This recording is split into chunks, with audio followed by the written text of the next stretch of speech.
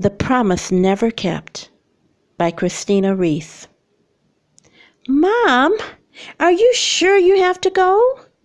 Samantha pleaded with her mother on that gloomy Tuesday morning in September. Yes, darling. It's an important meeting, but I promise I will be back in 2 days. No longer this time. Samantha's mother promised many things, but she never followed through. This time, little did she know it would not be her choice to make. After saying goodbye to her 11-year-old daughter, Molly rushed off. 30 minutes later, she had reached her destination, the Boston airport. Walking as fast as her short legs would carry her, she was searching through her bulky black purse for her driver's license. The check-in counter was in sight, and she had all her identification ready. She was already running late. Making her way to gate B27, the frazzled businesswoman stopped and grabbed the Boston newspaper. Normally, she would also stop for a cappuccino and a blueberry muffin. But this hectic morning did not allow her time. She could not miss this flight. As she reached the loading gate, Molly sighed a breath of relief. Before boarding her flight, though, she frantically searched for her cell phone. The search was hopeless because, in her haste, she had left it on the kitchen counter at home. Consequently, she had to call her daughter from an antiquated phone booth. Samantha was in school, so she left a message. Hi, darling. I love you. I will be home in 2 days, no later, I promise. I have got to go now. Behave for Grandma, please. I love you, honey. Molly boarded the plane, along with her fellow passengers at 7:55 a.m. It was about 9 o'clock a.m. when Samantha's school heard the news.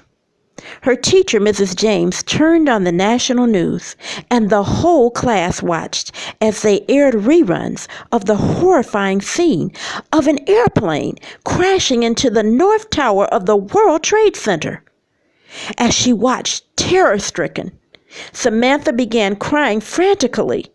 "My mom is on the plane!"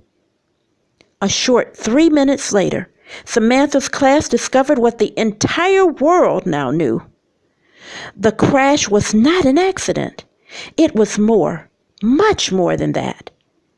As the second airliner crashed into the other twin tower, newscasters announced it was a terrorist attack. Samantha was immediately excused from class and ran like a girl possessed down the main hall. Out of breath, she entered the principal's office and cried, "I need to call my mom!" With no questions asked, the school secretary pointed her in the direction of the student phone. Suddenly, Samantha's thoughts screamed.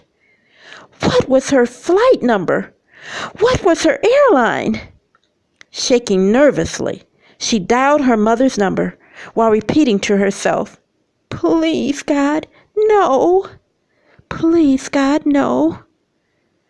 4 times she tried, before finally calling her grandmother. "Grandma, Grandma, have you watched the news?" she pleaded to know. Haltingly, her grandmother said, "Yes, sweetie, I have been watching all morning." "Was it Mom's flight?"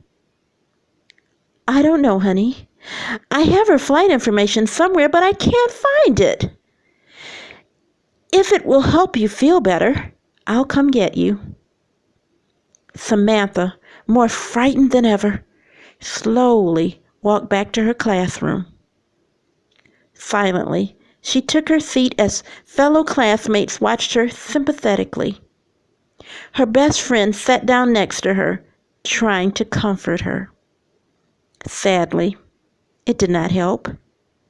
All Samantha wanted to know was that her mother was all right. Until she knew there could be no consolation. When Samantha's grandmother entered the classroom, the girl ran into her arms.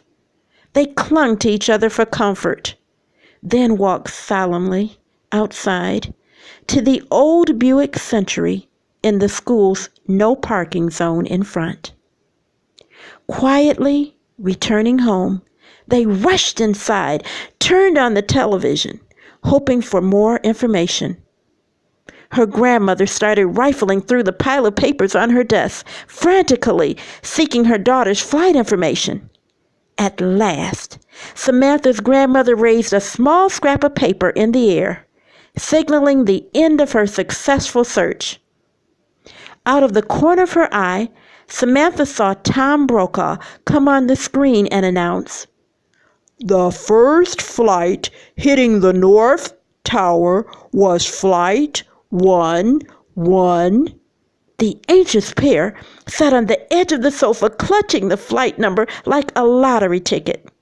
A bizarre lottery that held as its prize life or death. "The second flight hitting the South Tower," Brokaw intoned, "was Flight 175. The lottery number did not match. The huge emotional burden lifted. The two dropped to their knees and bowed their heads in tearful gratitude. For them, the nightmare had ended. As they watched the tragic events on their television, the telephone rang. It was Molly. She was at an airport in Ohio, stranded, and Samantha was overwhelmed with joy to hear her voice. Once again, her mom would not be making it home on time as she had promised. Samantha closed her eyes and breathed. Thank God.